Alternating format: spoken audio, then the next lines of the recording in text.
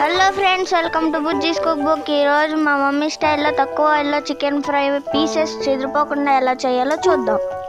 ఇప్పుడు సింపుల్ ట్రిక్స్లో అందరూ చేయగలిగేలా ఎలా చేయాలో చెప్తాను, వచ్చేయండి. ఇక మొదలెడదామా? ఒకసారి మీరు ఇలాగ చికెన్ ఫ్రై చేసుకున్న తర్వాత మళ్ళీ మళ్ళీ మళ్ళీ మళ్ళీ చేసుకొని తినాలనిపిస్తుంది. రెండు ప్రొసీజర్ చూద్దాం. ఫస్ట్ మేము 3 to 4 times వాష్ చేసుకున్న చికెన్లోకి 1.5 స్పూన్ అల్లం వెల్లుల్లి పేస్ట్, కొంచెం పసుపు, తగినంత ఉప్పు, తగినంత కారం,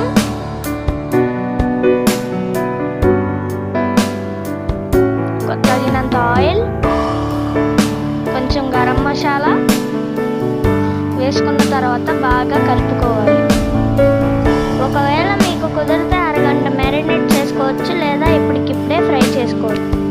ఆ తర్వాత ఒక కళాయి తీసుకొని దానిలో 2-3 గెట్టెల నూనె వేసుకోవాలి. ఆ తర్వాత నూనె వేడెక్కిన తర్వాత మనం మ్యారినేట్ చేసుకున్న చికెన్ ముక్కలని వాటిల్లో వేసుకొని వేయించాలి. అన్ని ముక్కలు ఒకేసారి వేయకుండా కొన్ని కొన్ని ముక్కలు మాత్రమే వేయండి. ఇదే ముక్కలు చెదిరిపోకుండా ఉండడానికి సింపుల్ ట్రిక్. మీడియం ఫ్లేమ్లో పెట్టుకొని మధ్య మధ్యలో తిప్పుకుంటూ ఉండాలి.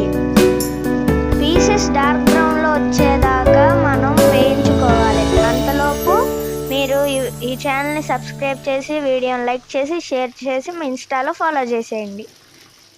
ఇప్పుడు ఇవి డార్క్ బ్రౌన్ కలర్లోకి వచ్చేసాయి కాబట్టి మనం వీటిల్ని వేరే ప్లేట్లోకి తీసుకుందాం.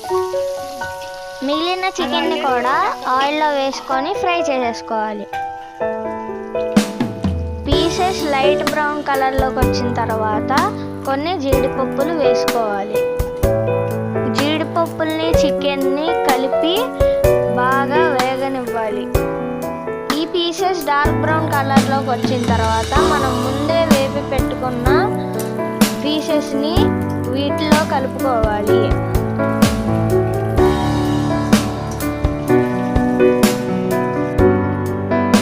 ఇప్పుడు కొంచెం గరం మసాలా వేసుకోవాలి. ఇప్పుడు కొన్ని పచ్చిమిర్చి, కొంచెం కొత్తిమీర వేసుకోవాలి. ఇప్పుడు ఒక 2 minutes వేగనిచ్చి ఆ తర్వాత సర్వ్ చేసుకోవాలి.